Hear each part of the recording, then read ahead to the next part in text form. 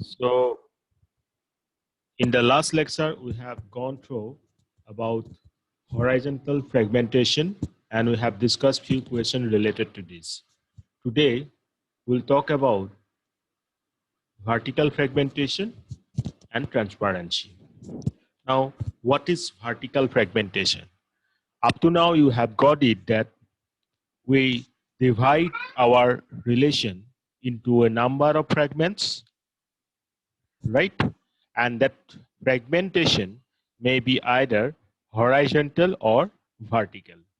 Now, horizontal one we are considering for the tuples, and vertical one we are considering for the attribute wise. Or you can say that we are dividing the relation R, or we are splitting the relation R into a number of several smaller schemas.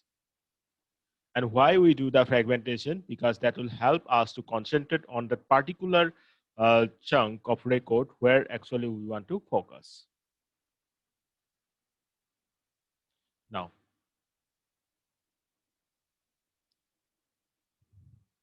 let's come to that vertical fragmentation part. So look at this example here.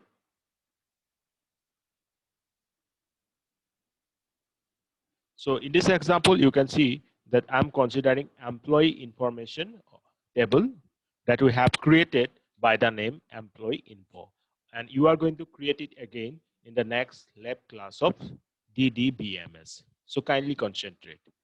Now, this is the example of vertical fragmentation. So you have to know that we are focusing on some attributes. Look at here. You can see that in this case, deposit by branch name, comma, customer name, comma, tuple ID from employee information. Can anybody of you tell me what operator this one is?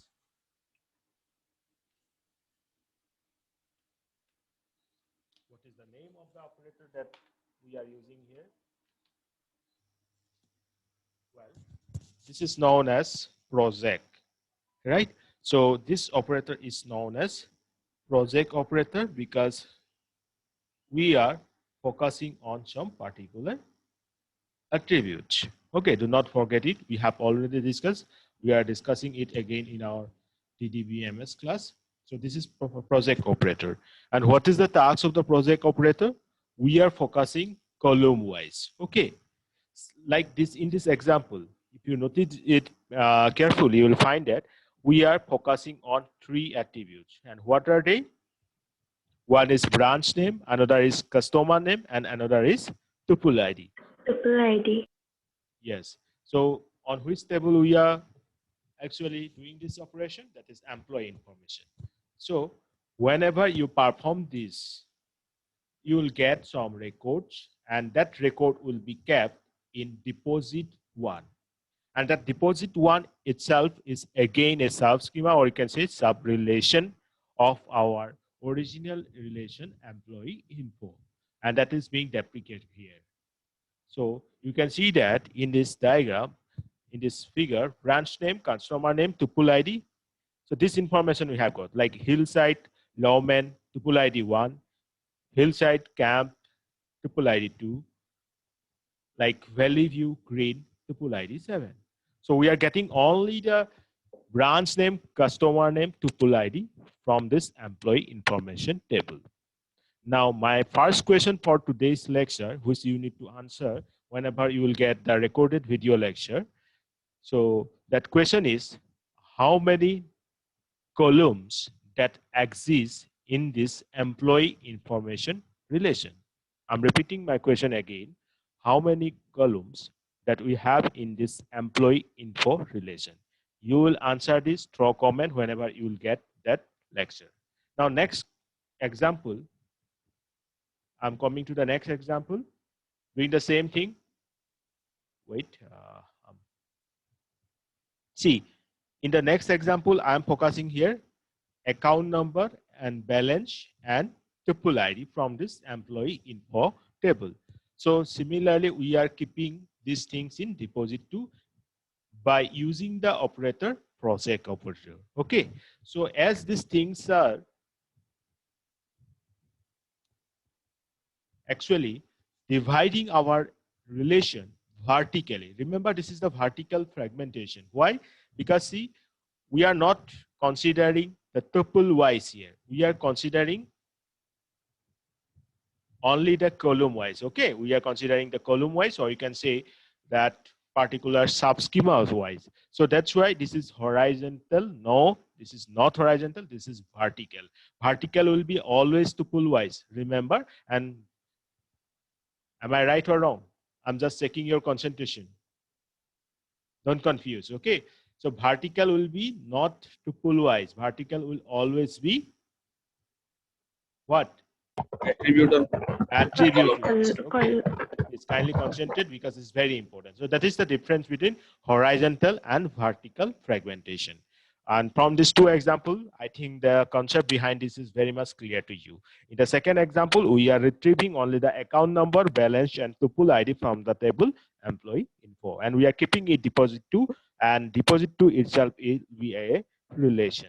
Okay, or we can call it as a sub relation of the original relation employee info. Now, coming to the advantages of fragmentation. What are the advantages of fragmentation? Horizontal. So, as you already got it, that what is horizontal fragmentation. So, if you notice carefully, then you will find that horizontal fragmentation allow what? Parallel processing on fragments of a relation. Okay. Then it will allow a relation to be split so the tuples are located where they are almost frequently accessed. So मैं अगर इसको summarise करके आप लोगों को बोलूंगा तो horizontal fragmentation में क्या होता है, पैरेलल प्रोसेसिंग पॉसिबल है क्योंकि आप ट्यूपल वाइज इसको देख सकते हो और different for the different queries you may have different fragmentation. So in that way what happens, some parallelism is occurring, right? So parallelism means एक साथ आप सारे बहुत अलग अलग जगह से और बहुत अलग अलग जन क्या कर रहे हैं, डेटा को एक्सेस कर रहे हैं, तो पैरेलल प्रोसेसिंग कर रहे हो, right? This is horizontal fragmentation. Parallel processing is there. Now जो बार बार आप कोशिश कर रहे हो, क्या कर रहे हो, स्प्लिट कर रहे हो तो पुल वाइज उस पार्टिकुलर बार बार जो आप स्प्लिट कर रहे हो उस डेटा को एक पार्टिकुलर लोकेशन में रख सकते हो. In this case you may refer to the concept of caching, and I hope that you all know what is caching. Then come to the vertical one. Vertical one means what? It will allow the tuples to be split so that each part of the tuple is stored where it is most frequently accessed. Similarly, अब vertical में क्या हो रहा है, हमने देख लिया attributes वैसे हो रहा है, तो ये tuple को भी fragment कर रहा है, तो जो फ्रेगमेंट हो रहा है जो ज्यादा फ्रीक्वेंटली हम एक्सेस कर रहे हैं उसे एक पार्टिकुलर लोकेशन पे आप स्टोर कर रहे हो ताकि उससे नेक्स्ट टाइम जब भी एक्सेस करोगे that will be easier, easy to be accessed. So repeating again, vertical fragmentation allows tuples to be split so that each part of the tuple is stored where it is most frequently accessed. Okay, tuple IT attribute allows efficient joining of the vertical fragment, and whenever we need the joining of the vertical fragmentation fragments, जो different fragments, मतलब देखो ये एक fragment हो गया, ये एक fragment हो गया, तो आप इसको आसानी से फिर से क्या कर सकते हो, ज्वाइन कर सकते हो. And about the joining we discuss it in our DBMS lecture. Okay, कैसे करते हैं और if time permits we will again discuss it. So it is very easy to join the vertical fragments. Then it also allows parallel processing of a relation. So both horizontal and vertical are allowing us parallel processing. So that is the main advantages of fragmentation. And you can also combine them. Means sometimes you can do horizontal as well as vertical also for the same table, right? So vertical and horizontal fragmentation can mix. Fragments may be successively fragmented into an arbitrary table. एक बार आपने tuples को fragment किया, देखो फिर से एक बार मैं clear कर देता हूं, ये टेबल है, ये रिलेशन है, इसमें आपने हॉरिजॉन्टल फ्रेगमेंटेशन किया तो क्या हो गया, ये हो गया, अलग कलर मैं चूज कर रहा हूं, I am choosing a different colour. So ये दो फ्रेगमेंट हो गया, राइट? सब लोग ध्यान दे रहे हो ना? Yes sir. Okay, from these two different horizontal fragments I can perform vertical fragmentation here. कर सकता हूँ कि नहीं? इस particular horizontal fragment 1 जो था, ये horizontal fragmentation 2 था, इसमें फिर से मैंने vertical fragmentation 1, vertical fragmentation 2, vertical fragmentation T, like this we can do it, or in that way we can again increase the level of parallel processing, right? So if we combine both of them, then we again will have better accessing capability of our search engine. Okay, so that is the advantage of fragmentation. So this advantage part is, I hope, clear to everybody. Sir, what is arbitrary depth? Arbitrary depth means into any number of decks. Again, look at this. One relation we have, एक relation मेरे पास था, I have divided into two. ठीक है? आप ये जो horizontal 1 and horizontal 2 fragment 2, ठीक है? This one is horizontal fragment number 1, this is one is horizontal fragment number 2. Now you can split it into any number of depth. Means एक ये level 1 है, लेवल 1 में आपने हॉरिजॉन्टल फ्रैगमेंट किया, उसके बाद लेवल 2 में ये वर्टिकल किया. अब उसके अंदर देखो ये एक वर्टिकल फ्रैगमेंट मिल गया, V1, V2, V3 like Vn. आप ये जो V1 है इसको भी अगेन आप क्या कर सकते हो, हॉरिजॉन्टल फ्रैगमेंटेशन कर सकते हो. You can again split it. Got my point? तो ये लेवल उससे एक लेवल ज्यादा हो गया. आप फिर से इसमें आप क्या कर सकते हो, what you can again do, you can do again vertical fragmentation here. Got my point? So in that way, this will be an arbitrary depth. आप बहुत अंदर तक जा सकते हो. क्या मेरी बात समझ में आ गया? Have you got my point? What I mean to say? Yes, sir. So that is what we actually mean for arbitrary depth. So that's it. I hope now it is clear to everyone. Sir, that means there is no limit. There is no limit. Actually, this limit is totally dependent on you.